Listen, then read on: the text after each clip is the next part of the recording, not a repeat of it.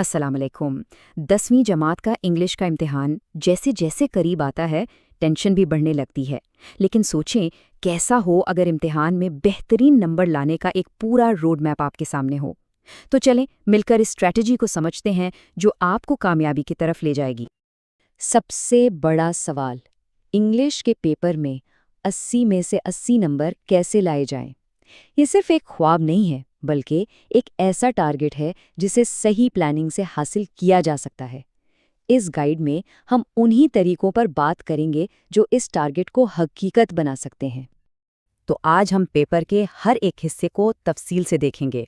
हमारी शुरुआत होगी एग्जाम के ब्लूप्रिंट को समझने से, फिर हम लैंग्वेज स्टडी की बारीकियों में जाएंगे, पैसेजेस और पोइट्री का तज्जिया करेंगे, राइटिंग स्किल्स को बेहतर बनाने के तरीके देखेंगे और आखिर में ट्रांसलेशन और टाइम मैनेजमेंट पर बात करेंगे।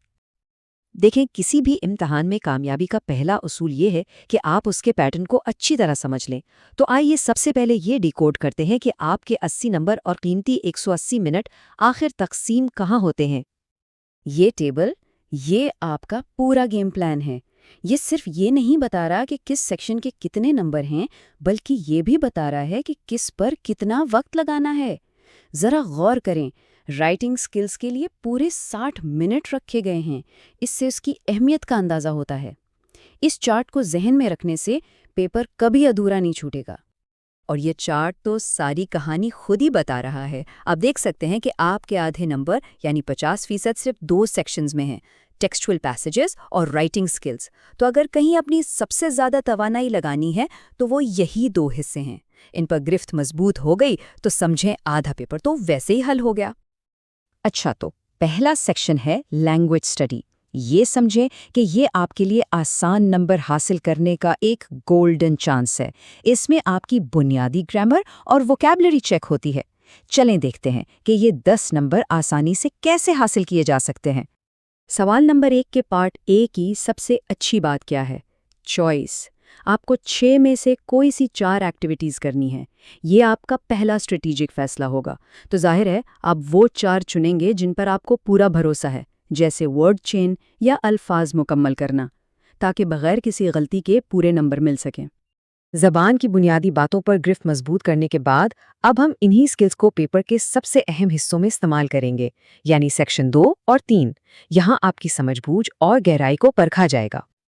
हर टेक्सचुअल पैसेज का एक ही फॉर्मेट होता है, जिसकी वजह से इसकी तैयारी आसान हो जाती है। A1 सवालों के जवाब तो आपको सीधे सीधे पैसेज में मिल जाएंगे, लेकिन A2 के लिए थोड़ा दिमाग लगाना पड़ेगा, यानी लाइनों के बीच का मतलब समझना होगा। मेरी एक छोटी सी टिप है, जवाब लिखने से पहले पैसेज में अहम जुमलों को अंडरलाइन कर लें। पोएट्री एप्रिसिएशन में नंबर लेना कोई रॉकेट साइंस नहीं है, बल्कि एक सीधा सा फॉर्मूला है। ये स्लाइड वही फॉर्मूला बता रही है। देखें, नंबर कितनी सफाई से तकसीम किए गए हैं। आधा नंबर टाइटल का, आधा शायर के नाम का और 2 नंबर मरकजी ख्याल के। अगर आपको ये चीज़ें याद हैं तो ये बिल्कुल मुफ्त के नंबर हैं। अब बारी आती है अनसीन यानी गैर निसाबी पैसेज की। अक्सर स्टूडेंट्स इससे घबराते हैं, लेकिन घबराने की कोई बात ही नहीं। स्किल्स बिल्कुल वही हैं जो आपने सीखी हैं, बस मवाद नया है। ये आपकी अडेप्टेबिलिटी को जांचने का एक बेहतरीन मौका है। समरी लिखना एक फ़न है और ये स्लाइड आपको वही फ़न सिखा रही है। सबसे बड़ा और सुनहरी उसूल, अपनी ज़बान इस्तेमाल करें। एग्जामिनर ये देखना चाहता है कि आपने पैसेज को समझा है, ना कि आप सिर्फ जुमले कॉपी पेस्ट कर सकते हैं। तो इसे मुख्तसर, जामे और अपने अल्फाज में लिखें। और अब हम पहुंच गए हैं पेपर के सबसे मज़ेदार, सबसे क्रिएटिव हिस्से पर, यानी राइटिंग स्किल्स। ये 20 नंबरों का सेक्शन आपको अपनी तख्लीकी सलाहियतें दिखाने का मौका देता है। लेकिन याद रखें, यहाँ कामयाबी का राज सही फॉर्मेट पर अमल करने में है। आइए इन फॉर्मेट्स को समझते हैं। ये स्लाइड इनफॉर्मल और फॉर्मल लेटर्स के बीच का फ़र्क बिल्कुल साफ कर देती है। मेरी एक छोटी सी टिप है, अगर आप कंफ्यूज्ड हैं कि कौन सा चुनें, तो हमेशा फॉर्मल लेटर को तरजीह दें।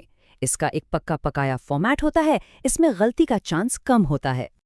सवाल नंबर 5B में भी आपके पास 2 रास्ते हैं, डायलॉग या स्पीच। अगर आपकी गुफ्तगू अच्छी है, छोटे छोटे जुमलों में बात कर सकते हैं, तो डायलॉग बेस्ट है। और अगर आप अपने ख्यालात को एक बहाव में पुर असर अंदाज में पेश कर सकते हैं, तो स्पीच से बेहतर कुछ नहीं। इंफॉर्मेशन ट्रांसफर का सीधा सा मतलब है मालूमात को एक शक्ल से दूसरी में बदलना। या तो पैराग्राफ को चार्ट बना दें या दिए गए चार्ट की कहानी को एक पैराग्राफ में बयान कर दें। बस एक बात का ध्यान रखना है, अपनी तरफ से कुछ भी ऐड या कम नहीं करना। एक बेहतरीन न्यूज़ रिपोर्ट लिखना बिल्कुल एक रेसिपी की तरह है।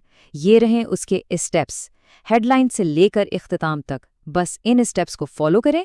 और हाँ, एक ज़रूरी बात, रिपोर्ट हमेशा पास्ट टेंस और पैसिव वॉइस में लिखी जाती है। चलें जी, अब हम आ गए हैं बिल्कुल आखिरी सेक्शन पर। ये ट्रांसलेशन का सवाल आपको बहुत तेज़ी से 5 नंबर दिला सकता है, जिससे आपका कीमती वक्त भी बच जाएगा, जो दूसरे लंबे सवालात में काम आएगा। देखते हैं इसे कैसे करना है। तर्जुमे के सवाल में 3 हिस्से हैं: अल्फाज, जुमले और मुहावरे। याद रखें, तर्जुमे का मतलब लफ्ज़ ब लफ्ज़ कॉपी करना नहीं होता, बल्कि मतलब समझाना होता है। जैसे मुहावरा है, it's raining cats and dogs.